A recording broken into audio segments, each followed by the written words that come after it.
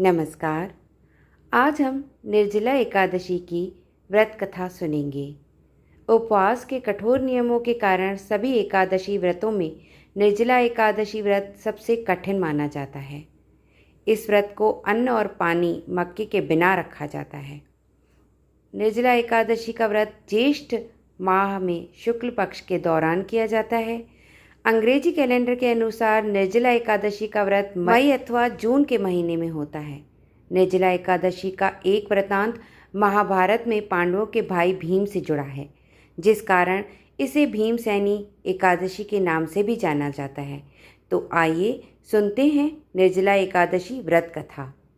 भीमसेन व्यास जी से कहने लगे कि हे पितामह भ्राता युधिष्ठिर, माता कुंती, द्रौपदी, अर्जुन, नकुल और सहदेव आदि सब एकादशी का व्रत करने को कहते हैं, परंतु महाराज मैं उनसे कहता हूँ कि भाई मैं भगवान की शक्ति पूजा आदि तो कर सकता हूँ, दान भी दे सकता हूँ, परंतु भोजन के बिना नहीं रह सकता।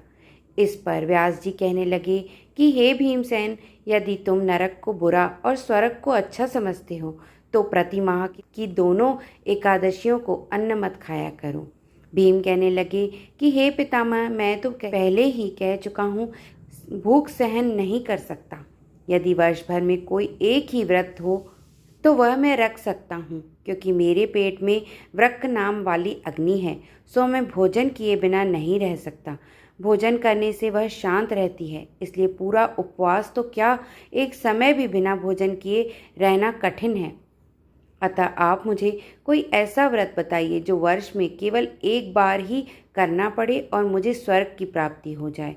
श्री व्यास जी कहने लगे कि हे पुत्र, बड़े बड़े ऋषियों ने बहुत शास्त्र आदि बनाए हैं, जिनसे बिना धन के थोड़े परिश्रम से ही स्वर्ग की प्राप्ति हो सकती है। इसी प्रकार शास्त्रों में दोनों पक्षों की एकादशी का व्रत मुक्ति के लिए रखा जाता है। व्यास जी के वचन सुनकर भीमसेन नरक में जाने के नाम से भयभीत हो गए और कांपकर कहने लगे कि अब क्या करूं? मास में 2 व्रत तो मैं कर नहीं सकता। हाँ, वर्ष में एक व्रत करने का प्रयत्न अवश्य कर सकता हूँ। अतः वर्ष में एक दिन व्रत करने से यदि मेरी मुक्ति हो जाए तो ऐसा कोई व्रत बताइए। यह सुनकर व्यास जी कहने लगे कि वृषभ और मिथुन की संक्रांति के बीच ज्येष्ठ मास के शुक्ल पक्ष की जो एकादशी आती है उसका नाम निर्जला है। तुम उस एकादशी का व्रत करो।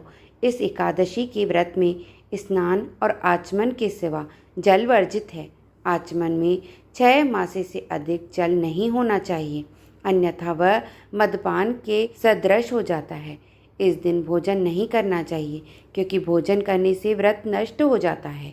यदि एकादशी को सूर्योदय से लेकर द्वादशी के सूर्योदय तक जल ग्रहण न करे तो उसे सारी एकादशियों के व्रत का फल प्राप्त होता है। द्वादशी को सूर्योदय से पहले उठकर स्नान आदि करके ब्राह्मणों का दान आदि देना चाहिए। इसके पश्चात भूखे और सत्पात्र ब्राह्मण को भोजन कराकर फिर आप भोजन कर लेना चाहिए। इसका फल पूरे एक वर्ष की संपूर्ण एकादशियों के बराबर होता है। व्यास जी कहने लगे कि हे भीमसेन, यह तुमको स्वयं भगवान ने बताया है। इस एकादशी का पुण्य समस्त तीर्थों और दानों से अधिक है। केवल एक दिन मनुष्य निर्जल रहने से पापों से मुक्त हो जाता है। जो मनुष्य निर्जला एकादशी का व्रत करते हैं उनकी मृत्यु के समय यमदूत आकर नहीं घेरते, वरन भगवान के पार्षद उसे पुष्पक विमान में बिठाकर स्वर्ग को ले जाते हैं। अतः संसार में सबसे श्रेष्ठ निर्जला एकादशी का व्रत है, इसलिए यत्न के साथ इस व्रत को करना चाहिए। उस दिन ओम नमो भगवते वासुदेवाय मंत्र का उच्चारण करना चाहिए और गौदान करना चाहिए। इस प्रकार व्यास जी की आज्ञा अनुसार भीमसेन ने इस व्रत को किया। इसलिए इस एकादशी को भीमसेनी या पांडव एकादशी भी कहते हैं।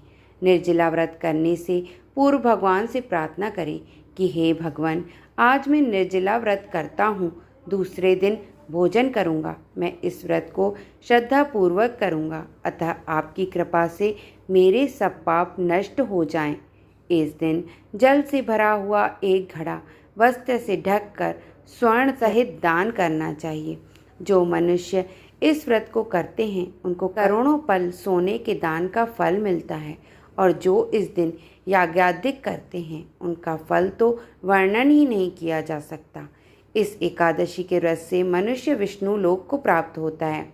जो मनुष्य इस दिन अन्न खाते हैं वे चांडाल के समान हैं, वे अंत में नरक में जाते हैं। जिसने निर्जला एकादशी का व्रत किया है वह चाहे ब्रह्म हत्यारा हो, मदपान करता हो, चोरी की हो या गुरु के साथ द्वेष किया हो, मगर इस व्रत के प्रभाव से स्वर्ग जाता है। हे कुंती पुत्र, जो पुरुष या स्त्री श्रद्धापूर्वक इस व्रत को करते हैं उन्हें अग्रलिखित कर्म करने चाहिए। प्रथम भगवान का पूजन, फिर गौदान, ब्राह्मणों को मिष्ठान व दक्षिणा देनी चाहिए तथा जल से भरे कलश का दान अवश्य करना चाहिए। निर्जला के दिन अन्न, वस्त्र, उपाहन यानी कि जूता आदि का दान भी करना चाहिए। जो मनुष्य भक्ति पूर्वक इस कथा को पढ़ते या सुनते हैं उन्हें निश्चय ही स्वर्ग की प्राप्ति होती है। धन्यवाद।